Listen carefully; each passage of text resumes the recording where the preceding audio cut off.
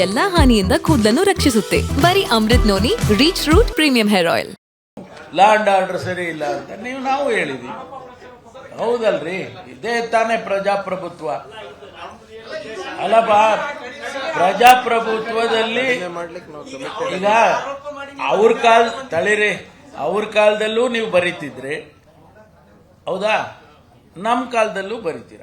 ವ್ಯತ್ಯಾಸ ನಿಮಗೂ ಏನು ಇಲ್ವಲ್ಲ. ಹೌದ್ರಿ, ಈಗ ನೀವು 466 ಇದ್ದಾಗ್ಲೂ ನೀವು ಬರ್ದಿದ್ರಪ್ಪ, ಕೊಲೆ ಆಗಿದೆ 466 ಕೊಲೆ ಆಯ್ತು, ಹೆಂಗಾಯ್ತು ಅಂತ ಅವ್ರಿಗೂ ಕೇಳಿದಿರ ಅಲ್ವಾ? ಕೇಳಿದಿರ, ಈಗಲೂ ಕೇಳ್ತೀರ.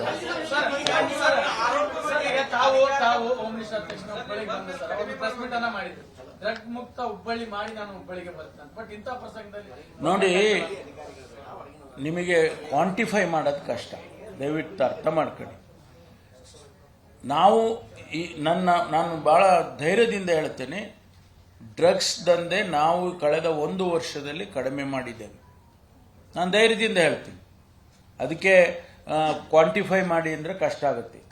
ಯಾಕೆಂದ್ರೆ ನಾವು ಹಿಡಿದಿರುವಂಥ ಗಾಂಜಾ ಇರ್ಬೋದು, ಹಿಡಿದಿರುವಂಥ ಸಿಂಥೆಟಿಕ್ ಡ್ರಗ್ಸ್ ಇರ್ಬೋದು, ಅದನ್ನು ಕ್ವಾಂಟಿಟಿ ಹಿಡಿದಿದ್ದೀವಲ್ಲ, ಯಾವತ್ತಿಗೂ ಇಲ್ಲ ಅಷ್ಟು ಕ್ವಾಂಟಿಟಿ ಹಿಡಿದಾಕಿದ್ದೀವಿ. ಅಂದರೆ ಅದು ಎಷ್ಟು ಜನ ಬೇಕಾದ್ರೆ ನೆಕ್ಸ್ಟ್ ಟೈಮ್ ಬಂದಾಗ ನಾನು ಸ್ಟ್ಯಾಟಿಸ್ಟಿಕ್ಸ್ ತರಲಿಲ್ಲ, ಅದ್ರದ್ದು ಡಿಪೋರ್ಟ್ ಮಾಡಿರೋದು ಅದೆಲ್ಲ ನಿಮ್ಗೆ ಕೊಡ್ತೀನಿ. ಸಾರಿ, ಏನಂತ ಇಷ್ಟು ಗಾಂಜಾ ಹಿಡೀರಿ ಅಂತಲ ಏನಂತ ಕೊಡ್ಬೇಕು ಹೇಳಿ?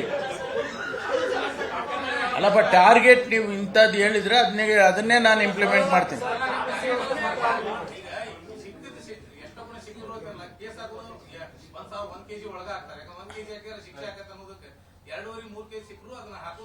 ಇಲ್ಲ, ನಾನು ಅದೇ ಹೇಳಿದ್ದು, ನಾನು ಅಂಕಿಅಂಶ ತರಲಿಲ್ಲ. 106 kg ಹಿಡಿದಿದ್ದೀವಿ. ಒಬ್ಬೊಬ್ಬನ ಹತ್ರ 100 kg ಹಿಡಿದಿದ್ವಿ, 1000 kg ಹಿಡಿದಿದ್ವಿ. ಒಂದು ಗುಂಪು ಆಂಧ್ರ ಪ್ರದೇಶದಿಂದ ಸಪ್ಲೈ ಮಾಡ್ತಾ ಇತ್ತು, 1500 kg ಒಂದೇ ಟ್ರಕ್ಕಲ್ಲಿ ತಗೊಂಡ್ಬರ್ತಾ ಇತ್ತು. ಅದನ್ನ ಅಲ್ಲಿಗೆ ಕಳಿಸಿ ಹಿಡ್ಕೊಂಡು ಅಲ್ಲೆಲ್ಲ ಹುಬ್ಳಿನಲ್ಲೂ ಮಾಡಿದ್ದಾರೆ.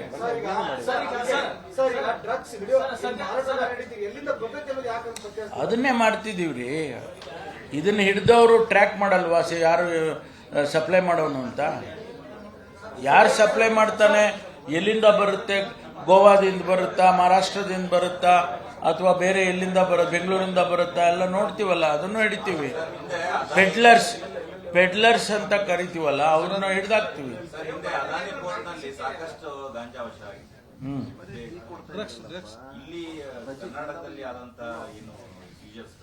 ನನ್ನ ಜೀವನದಲ್ಲಿ ನಾನು ಮಾತ್ರವಲ್ಲ, ನನ್ನ ಕೂದಲು ಕೂಡ ಆಗಿರ್ಬೇಕು ಸ್ಟ್ರಾಂಗ್ ಅಂಡ್ ಸ್ಟೈಲಿಶ್.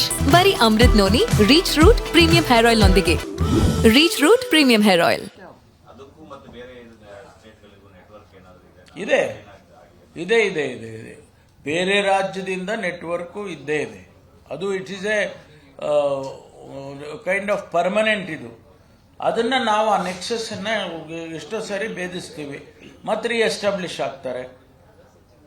ಈಗ ನಿಮಗೆ ನಾನು ಹೇಳೋಕ್ಕಾಗೋದಿಲ್ಲ, ಕೆಲವೆಲ್ಲ ಹೇಳಂಗಿಲ್ಲ. ನಾನು ಅದನ್ನೇ ಆ ಜಿಲ್ಲೆಯಿಂದ ಬರುತ್ತೆ ಅಂತ ಹೇಳ್ತೀನಪ್ಪ. ಆ ಜಿಲ್ಲೆಯಿಂದ ನಿಮ್ಗೆ ಆಶ್ಚರ್ಯ ಆಗುತ್ತೆ. ಒಬ್ಬ ವ್ಯಕ್ತಿ ಮಾಡ್ತಾನೆ ಆ ಕೆಲಸನ, ಅವನು ಪರ್ಮನೆಂಟ್. ಅವನು ಸೈಲೆಂಟ್ ಆಪರೇಟರ್, ಎಲ್ಲೋ ಇರ್ತಾನೆ, ಅವನು ಸಿಗೋದೇ ಇಲ್ಲ.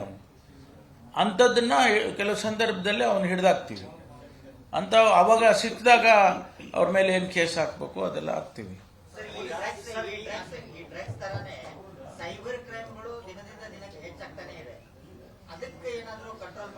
ನೋಡಿ, ಕರ್ನಾಟಕದಲ್ಲಿ ವಿರೋಧ ಪಕ್ಷದವರು ಇದನ್ನು ಒಂದು ಆಪಾದನೆ ಮಾಡಿದ್ದಾರೆ, ಸೈಬರ್ ಕ್ರೈಮ್ ಜಾಸ್ತಿ ಆಗೋಯ್ತು.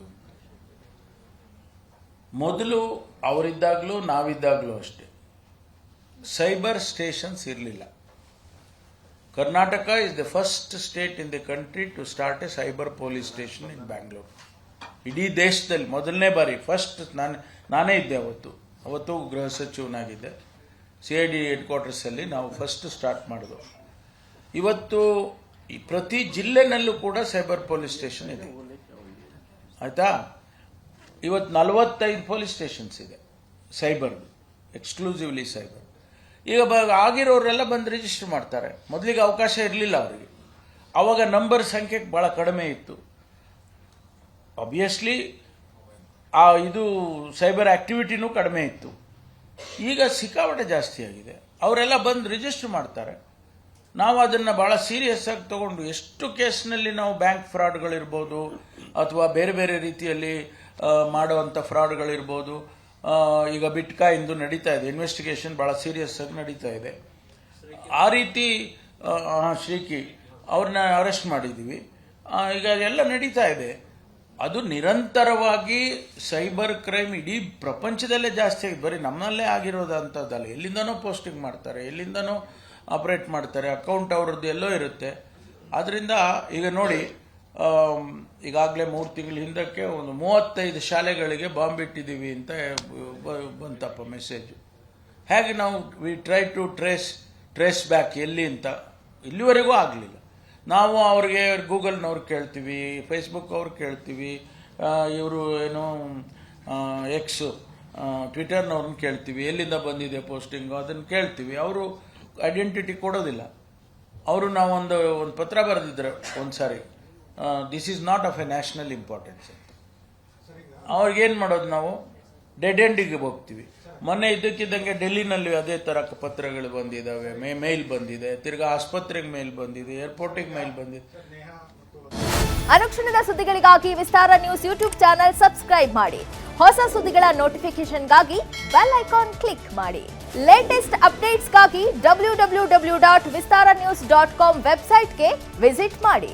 ಅಂಗೈಯಲ್ಲೇ ಜಗತ್ತಿನ ಸುದ್ದಿ ತಿಳಿಯಲು ವಿಸ್ತಾರ ನ್ಯೂಸ್ ಕನ್ನಡ ಆಪ್ ಡೌನ್ಲೋಡ್ ಮಾಡಿ.